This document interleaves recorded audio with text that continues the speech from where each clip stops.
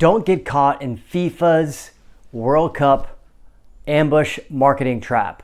This video is going to tell you how to avoid the ambush marketing trap that you could get caught in if you are trying to promote your brand and use FIFA's World Cup mark at the same time. I'm Derek Fahey. I'm a registered patent attorney and intellectual property attorney with the Plus IP firm, and we're going to talk about what ambush marketing is, why FIFA enforces its World Cup trademarks, and ways you can avoid these ambush marketing traps. So first off, FIFA has so many different trademark registrations. They have registrations for the trophy, they have registrations for their logos and slogans, and of course they have registrations for the World Cup marks. And they enforce their trademark rights rigorously. And the reason why they do that is because if you think about it, people and businesses are paying millions of dollars to use the rights to the trademark and paying sponsorships, and FIFA has to enforce their rights so that how the sponsors are going to pay that amount. I mean, obviously it's big dollars to actually pay for the sponsorships, and there's also a lot of brand recognition and goodwill that comes with it. So FIFA enforces that.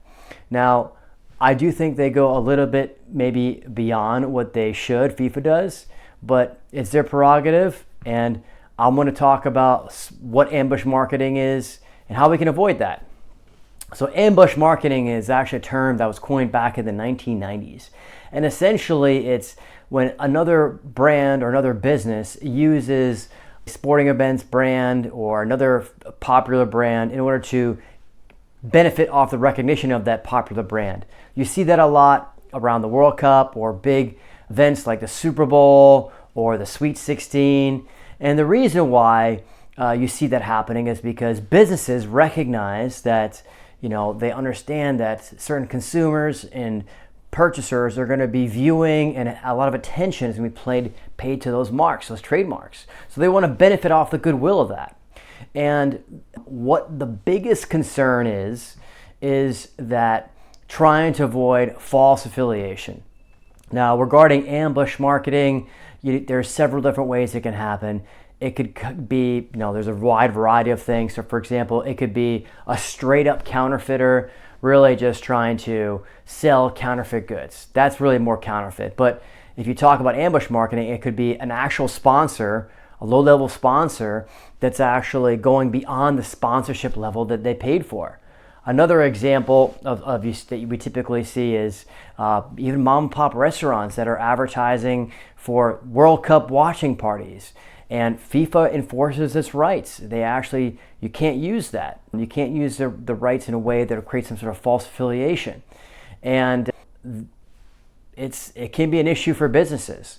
So if you're going to be spending a lot of money on marketing and advertising, you really need to be thinking about how you can avoid these ambush marketing traps. So first thing obviously is make sure you're reading your agreements to make sure that you're actually not going to be going beyond your license that you actually acquired.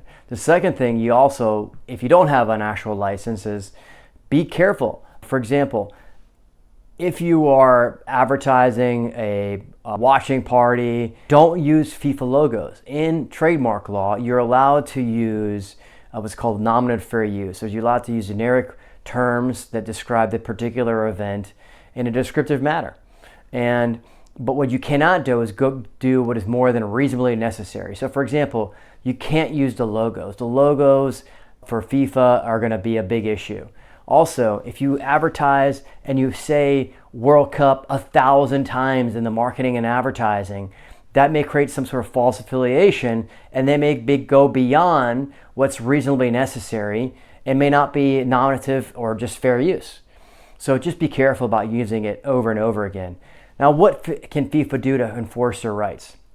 Well, they certainly can file a lawsuit against you if it's egregious. They're more than likely, if it's a small business, they may send a cease and desist letter. But just be careful. If you're an online marketing campaign or advertising on social media, FIFA may actually send They may actually send or file a complaint with the social media platform or e-commerce platform. And if you're spending a significant amount of money on the platform, it may actually affect your bottom line. So just be cautious. Ways you can avoid it: create content yourself that surround the event, but don't actually use the trademarks that they actually own. So for example, you could talk about the big game, you could talk about soccer watching party, you can talk about big game watching party. Just if you're gonna go spend a ton of money and you don't have an actual sponsorship, just be cautious about using the registered trademarks owned by FIFA, because they will enforce it, and you wanna avoid that trap, that ambush marketing trap, because it could be a lot of time and hassle and energy that's just not worth it. So I'm Derek Fahey. I'm a patent and trademark attorney with the Plus IP firm. Thanks for watching this video, and please like and subscribe to the video. Leave a comment. It really helps my family and my team's family. Thanks for watching it, everybody. Bye-bye now.